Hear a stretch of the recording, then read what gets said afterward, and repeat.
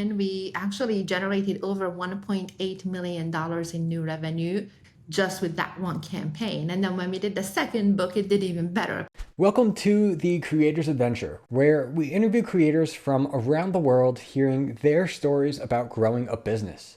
What is the true value of being featured in mainstream media and TV? And what PR strategies should you prioritize for your business? Today's guest has the answers. Hey everyone, I'm Brian McAnulty, the founder of Heights Platform. Let's get into it.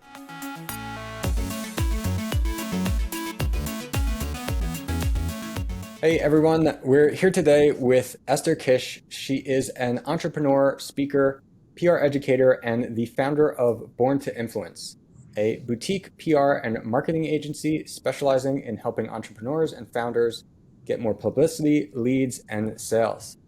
Beyond just the increased brand awareness, Esther's unique take on PR has resulted in her clients becoming New York Times bestselling authors, sought-after speakers, and regular featured guest experts on TV, radio, business magazines, and top-tier podcasts. Esther, welcome to the show. Thank you so much for having me, Brian. Yeah, I'm glad to talk with you. I know we've been Facebook friends for quite a while, but we haven't actually got to really have a conversation. So I know, this is so great now. yeah, so my first question for you is, what would you say is the biggest thing that either you did or you are doing that has helped you to achieve the freedom to do what you enjoy? I think building the right relationships with A players in the industry is what helped me the most.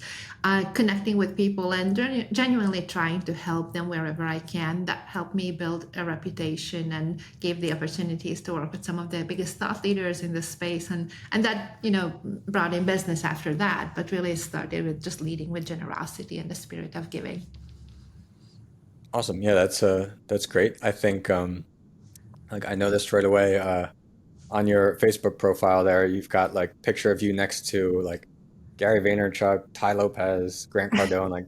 Yeah. You meet everybody. So that's great. I think you kind of have to, even if you're not in PR, it's really great to build your network because, a lot of people say that it matters like how many people you know, but really also what matters is who knows you, right? So if you're thinking about some of those people who you mentioned or anybody who would be an influential person in your industry, they are the people that your ideal clients will be asking for recommendations and referrals. How should I go about this? Who should I connect if I want to get this kind of service?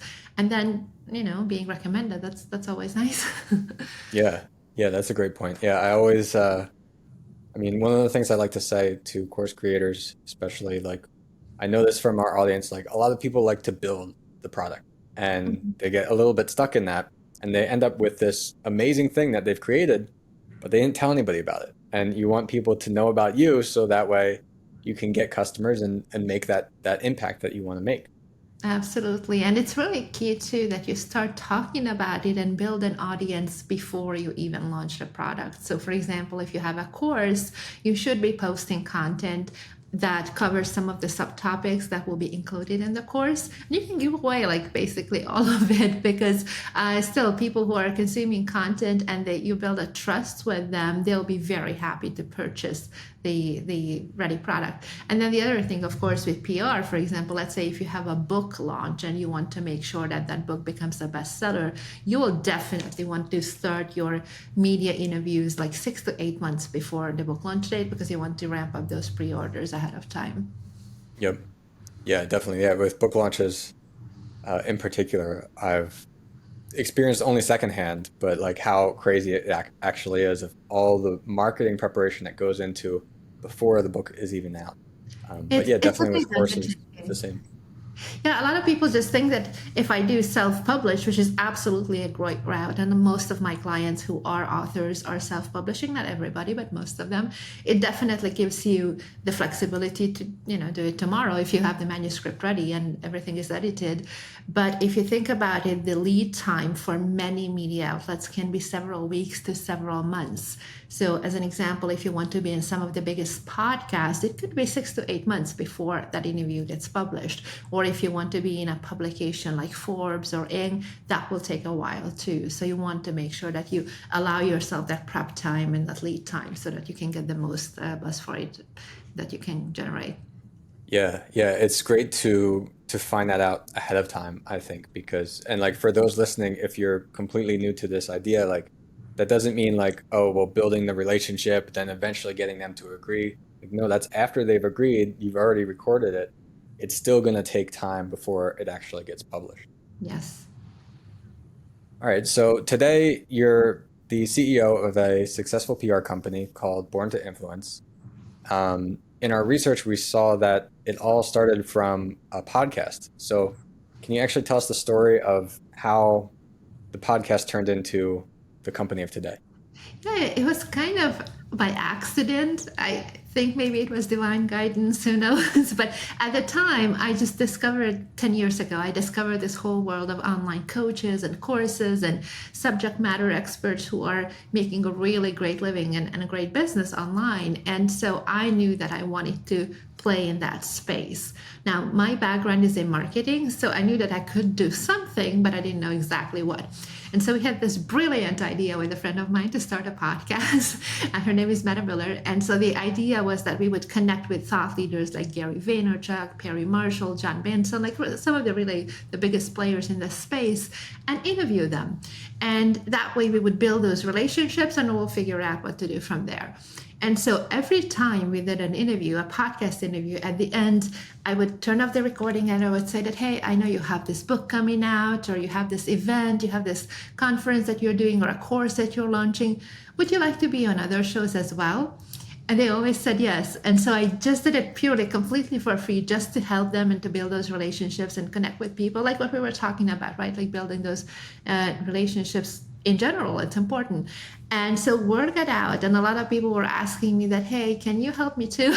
In fact, one of my clients came to me first, and he was like, he was running the Facebook ads for one of his author clients, and so they were doing quite well with the book launch, but they wanted to get publicity. And so he asked me that, hey, can you help this guy get on some podcasts? And I'm like, yeah, sure. And he's like, yeah, but this time you have to charge for it. So I literally went to Google and I Googled like, how much does a publicist make? And that was the starting place. And Wow. now it grew to this agency where we do traditional media, TV, radio, magazines, and then also a lot of online media, podcasts, YouTube shows, whatever platforms we can get that has that person's ideal audience. Awesome. Yeah, and I think what I could add to that is having a podcast is really great just for all those connections, as you said. Yeah, yeah. For me, if this had no marketing value to us at all, like I'd keep doing it just to be able to like I get to sit down and talk with cool people. So, and like you said, also like when the recording stops, like we're doing business, like it's not done. Right. So like I'm talking with the guests like after we finish the recording, and we're thinking like, well, what can we do together? Is there something we can help each other with? And like And, not trying to sell them something necessarily, but there's value in those relationships built.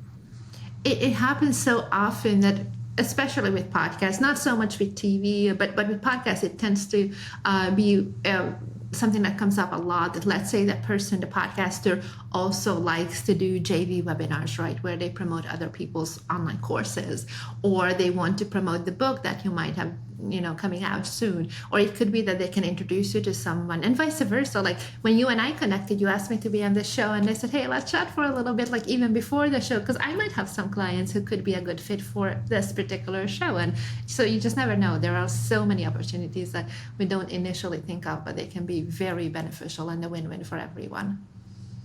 Yeah, yeah. So we're mentioned here like having these right connections and networking. So when you started Born to Influence, how did you start to build those connections like apart from the podcast? Because like I've noticed you were also like you've been on like TV and everything like that. So how did the rest of that help like or happen? Was it just like you started doing the podcast and then like it was kind of natural from there, or like was there anything specific? TV came after. So my background is in marketing. I also had a little bit of a stint in acting when I used to live in LA. But I would say all of those things, like, having the technique to speak on camera and those kinds of things helped, but it wasn't a conscious, like, this is the master plan that you're going to go after. It kind of Mhm. organically unfolded. So it started with, like, how I shared before, with interviewing this podcast guests and starting to make those introductions. And then someone literally asked me to help their clients.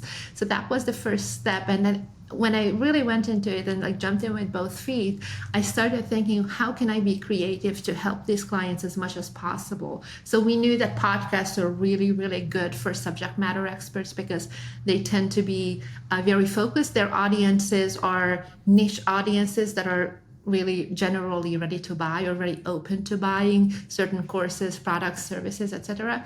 And then on the branding side, you definitely want to have some TV and radio and magazines, the publications that are in your niche, like for example, Forbes or Inc. or Entrepreneur. Those are important. And so I started building these relationships with writers, editors, producers, and I started learning about what are they looking for, what are some of the topics and the experts that they're looking to cover in their upcoming articles, upcoming interviews, and I started connecting them, and that's how it unfolded. Great. Yeah, I'm curious personally. So, like, I've been on other people's podcasts, but I've never really tried to like get on Forbes or get on TV and things like that.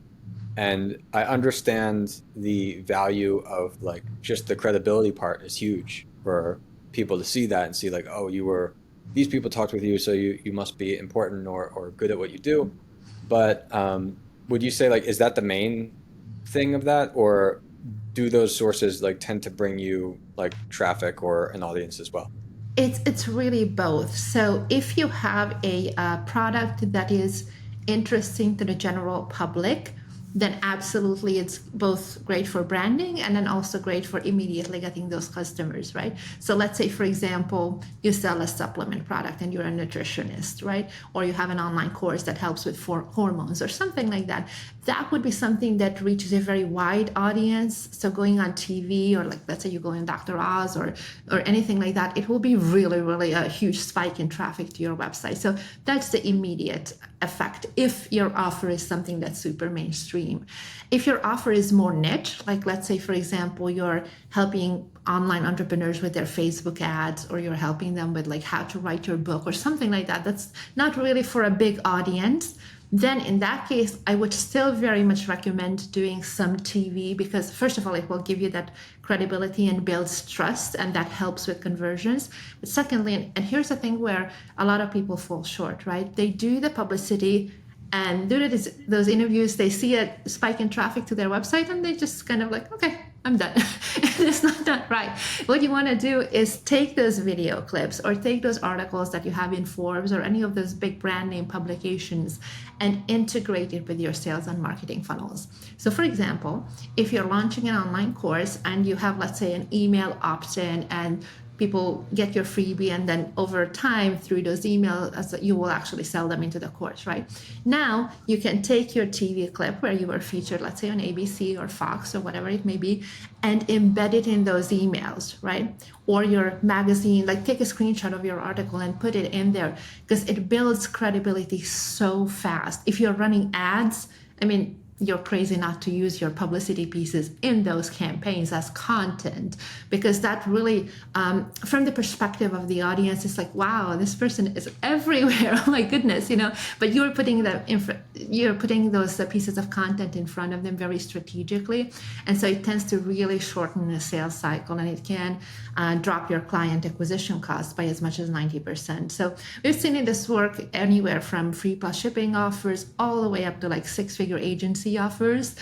It just helps build that trust and credibility so fast, and people are much, much more likely to share, for example, a video clip that was from a TV interview or a Forbes article, right? They will share it with their friends, as opposed to like, here's a marketing email. Nobody's going to post that on their Facebook, right? So you want to be mindful with how can I use it and make it work for you for years and years to come. Yeah, that's a really excellent point because we've said before, and I think I've talked about it with another guest too, in a different way, that you have some of these great pieces of content that you'll create over the years, And you don't want to just like leave them be and then like that was that. Hopefully you create another good one. You want everybody who joins your audience, joins your email list, you want them all to see all of your best work. Yeah. And so if that includes like you being in Forbes or being on TV, you want to let those people know that. Why miss that opportunity? So I think Yeah. that's really excellent. You pointed that out. And let's say if you have a coaching offer or an online course offer, and say the offer is $2,000, right? So some people might be ready to immediately buy. That's a typical price for an online course, but not everybody will. The majority of people will need some nurturing, and so if you can speed that process up and build the trust much quicker by using these publicity pieces in almost every touch point when you're contacting them, especially if you have a good library of, let's say you have a handful of TV clips, a bunch of articles, you do a ton of podcasts, you can pull the best pieces that would be relevant to the talking point in your overall marketing, and then you can connect the two together. And there is just such a power in seeing someone who is not just talking directly to their target market that, hey, look at me, how great I am. No, it's like somebody else is saying about you that you are the expert in this. It's priceless. Yeah. Yeah, it's an excellent point too. So I want to, I guess, start to shift this for our creators to figure out like how they can begin to implement this. So can you think of maybe one specific case study where you helped a client of yours get exceptional results and share maybe like what did that client need or like ask for when they reached out to you, and then how did you help them? Yeah. So a client who I'm working with currently, her name is Morgan Kiss McDonald. She's going to be on the show here too. So I started working with Morgan 6 months ago. And when she came to me, she told me that she wanted to get more opportunities to speak on stages, right? At conferences and events. And for her to be able to do that, we want to make her the best candidate possible when she submits for really large, high level events, right? Like, we're not talking about these little pay to play kind of things, but like, we're really, she would reach a good audience en masse. And if you think about from the perspective of those business owners or those conference organizers, they get so many applications of potential speakers, and they want to bring the best ones who, first of all, ideally have a platform. If you have a great social media following or a great email list, that will help them promote the event too, in turn. That's one. Secondly, if it's a person who has been featured on ABC, CBS, Fox, all these different magazines, all these different podcasts, they know that their audience will either have heard of them, or if not, they will at least, have that impact of the credibility that these media features will bring. So if there are two speakers who have the exact same expertise and the same kind of content that they can share, who they're going to pick, somebody who's an unknown or somebody who's been featured in the media, right? So that was her goal. And so in 6 months, and she hasn't done anything other than a handful of podcasts before she came to work with me. And so in 6 months time, I was just looking at it today, we got her in Forbes, Business Insider, CMS Wire, Yahoo News, MSN, not NBC yet, but NASDAQ. So like a bunch of like huge news sites and TV and big business publications, as well as a lot of niche targeted publications. So podcasts, some of them, range from 10,000 listeners to over 1 million. So really it runs the gamut, right? And we want to make sure that we are as targeted as possible. She's a publishing expert and a writing coach. So we got her in Writer's Digest and like a lot of like super targeted publications that make sense for her, as well as mainstream media. So that would be a good example of what you can do as an overall strategy, blending both the traditional and the online media side to get the best results possible. Yeah, that's great. So for like, I guess it's going to depend on the creator or coach or what they're doing, but what type of media do you think that a creator should focus on in general, and like how do they decide like where to start or what's the best for them? That's a really important point. So you want to think about what kind of platform do you already have, what kind of publicity you have done so far. Let's say you're starting completely from scratch and you haven't done anything. Then the question would be, what is your goal with this? Are you looking to build industry relationships like what we were talking earlier, right? Podcasts are a great route to go. If you're looking to get a lot of leads and sales, you really want to bump up your revenue, If you have a niche offer like we talked about earlier too, then podcast will be a fantastic way to go. Now, if you want to get the branding aspect of it, I would definitely say go after mainstream media too. And with that, what you want to consider is how can I fit what I know into what the media is already interested in. So let's say, if we stick with Morgan's example, she's a book publishing expert. Like, the average TV viewer is not going to care for that, right?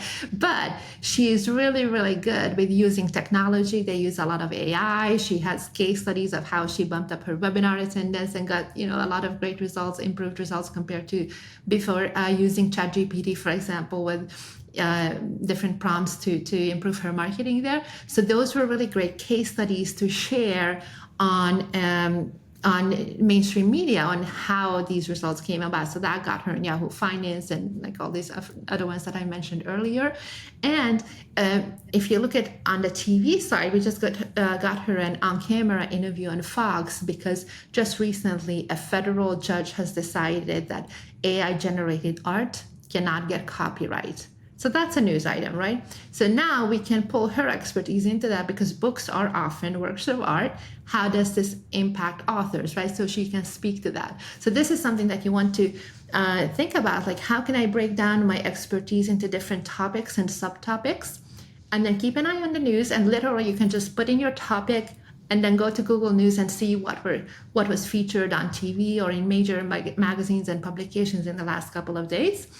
And you can use that as a lead-in, as a hook to why now it's important to cover your topic, right? And then let's say you saw something on ABC, you might go to Forbes with that or vice versa, right? So different types of publications, but they all want to kind of get in on the trending news. So if they see that a hefty media outlet covered this type of a story, now they want somebody to cover it on their platform too.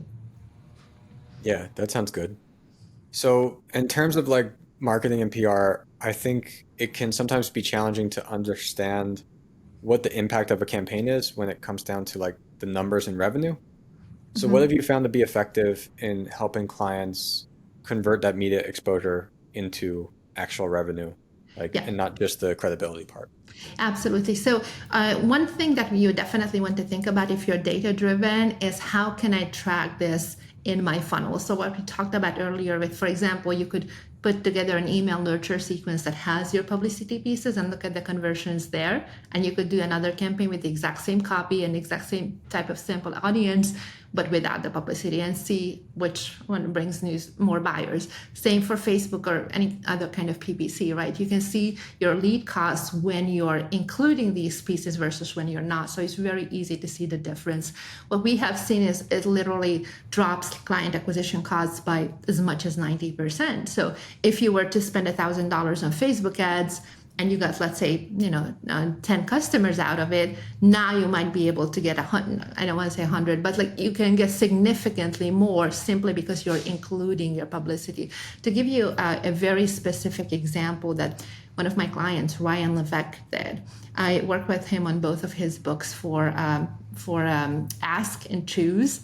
And so when we worked on the campaign for Ask, he wanted to be on all the podcasts that are for entrepreneurs and online marketers. And so we booked him on about 80 shows, and he's so data driven. Like he really understands internet marketing and he's just very, very into understanding the exact lead source. So what he did is he would do a unique coupon code for every single show that he did, right? And so if somebody listened to a podcast and they saw that they became a buyer from there and they used that particular coupon code, now they know that they came from that podcast. And so we were able to track, and we actually generated over $1.8 million in new revenue to his business just with that one campaign. And then when we did the second book, it did even better because by then, of course, he was well known because we did all the publicity before for the previous book.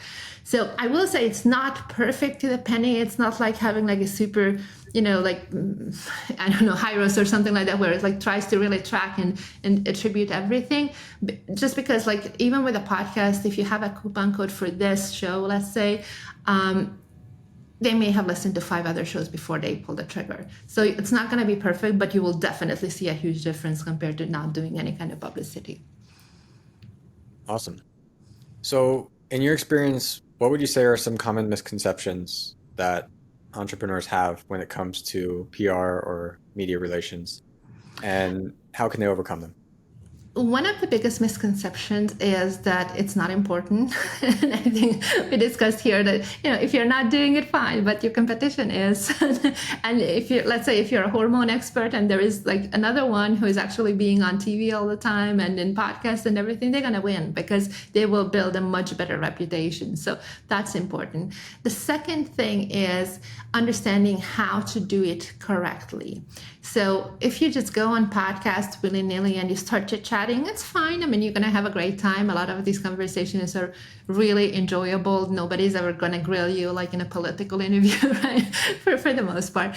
But you want to be prepared. So for example, what we do with our clients is we make sure that they really know what are some of those subtopics and those key components of their messaging that resonates with their audience. And how can we include that in all of the interviews that they do? So you never want to be somebody who's robotic and they always say the same 5 talking points, especially if they wrote a book and now all they can talk about is the book. That's not good, right? You want to bring in fresh stuff that just happened, like give them a golden nugget that you only shared on that show. Like, for example, I never talked publicly about Morgan's campaign before, and now we had the chance to talk about that. So there's always interesting things that you can bring in that's fresh. And then somebody who listened to that interview, what are they going to do? They might just go and buy straight from you, but more likely they'll go and listen to another podcast, check out another interview, look at your social media content, and you have that repetition where the core content it kind of seeps in over time in their head, in your audience's head, but also they always feel like they're learning something new from you. So having that preparedness of doing interviews correctly and make sure that they're compelling and they will convert, that's important. And then the other aspect of it is that a podcast interview, for example, is 20 minutes, half an hour, sometimes an hour. You can be much more technical. You can be a little bit more long-winded. Whereas, for instance, if you do TV, it's going to be 3 to 4 minutes. So you really have to be succinct and talk in a different way, talk in sound bites, and make sure that you're appropriate to the media format that you're going after. Yeah, I agree. That's really important. And like from my small amount of experience in going on other podcasts, it became pretty immediately clear that you have to know your own story and like the points that you want to talk about very well, because you don't want to depend on the person interviewing you to do that. Like, yes, they want to do a good job. They want to kind of like champion you and help like tell your story, but they don't necessarily know how to ask the right questions to get that information out of you. And Exactly. so it's important to not only know, like as you said, those couple like key points, because you just repeat those everywhere, but you want to have something new and something that you know would be good to talk about, that they would want to talk about anyway, that you can tie into the whole thing, even if they don't ask you the question in the perfect way to get that out. Exactly. And that's the thing, that most podcasters are not professional journalists. Some are, but most of them are not. And so they will ask the questions typically based on how they like to receive information. So it's either going to Mm. be very story driven, like tell me how you came to do this, like tell me about the moment when this happened. And then there will be other podcasters who will just tell me exactly the steps. How do we do this? Give me the nitty gritty. And so you as the guest, it's important for you to understand that you kind of need to do both, right?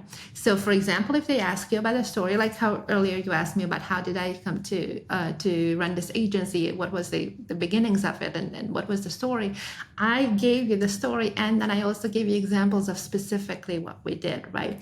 So when you're doing something like this, when you're teaching your audience how to do something, it needs to be like really, really juicy where they can go and implement it, or at least they can see it in their mind's eye how this would work, because that will build trust. But then also share a story of either a client or something that you've done yourself, so that it has the story aspect too that keeps people's attention.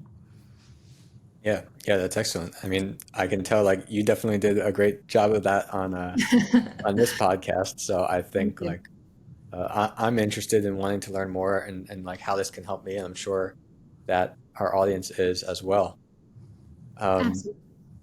one of the things I'd like to do on the show is have you ask, or every guest ask, a question to our audience. So if you could think of anything to ask our audience, whether it's something you're curious about or something you kind of want to get them thinking about, what would that be? I would encourage you to think about where you might have missed opportunities.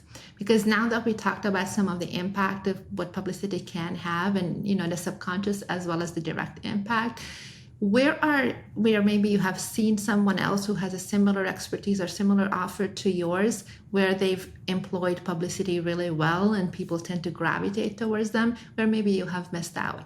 Another way of looking at this question is, where are some of those hidden treasures, those platforms where maybe nobody is thinking about it in terms of media, but really it is, because it is connecting with a new audience to you. I actually just posted about this on Facebook earlier today, is look at platforms like, for example, GoDaddy, right? They have 20 million customers. They have so many followers on social media.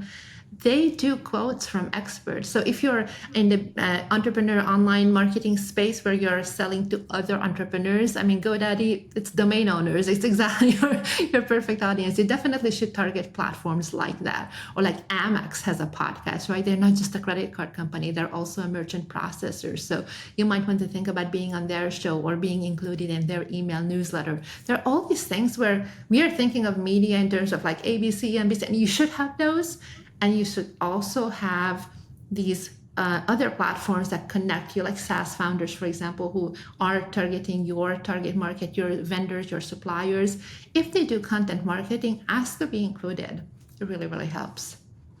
Yeah. Yeah, that's something really good to think about. And I can say, like, from the behind the scenes point, like everybody who's making a podcast or making this content, like they don't want to have to do more work. And like Yeah. the example that you have of GoDaddy, like even though like every business gets tons of like pitches and cold emails and everything every single day, but if you can stand out to someone like that, and like that's the kind of thing, like I didn't know GoDaddy's doing that kind of thing, you know. Mhm. But like definitely like they want to target that. And if they are, like you can reach out to them and say hey, and like if you're sending that email to the right spot, the person looking at that is going to consider it and say like, oh, this is, now I don't have to go and find somebody for like the quote or whatever it is. This might be a good one. Exactly. And yeah, you have a much better chance, I think, of standing out on those kind of things versus like pitching to like just a big brand like media outlets that everybody knows. You absolutely should do both. So it takes a patience, and even we were talking about Morgan earlier. I will say that part of the reason why we've been so successful with her campaign, like really within a few months, like basically all the mainstream top tier outlets that you can think of, we got her featured, and a ton of podcasts and all these online media outlets. And part of the reason is she's very fast with responding. So if I email her, hey, we need a quote for this, she will have it to me either the same day or the next day, but well before the deadline. And the reason this is important is because if you think about it from a journalist perspective, especially with big name media outlets, they're under a ton of pressure. The breaking news is changing all the time. They're expected to write sometimes 5 to 6 articles a day. And so they can be hunting after their sources all the time. Hey, do you have the quote yet? Whoever brings what is appropriate there that would suit their piece and their first to the race, so to speak, they'll get featured. So you want to make sure that you're really responsive.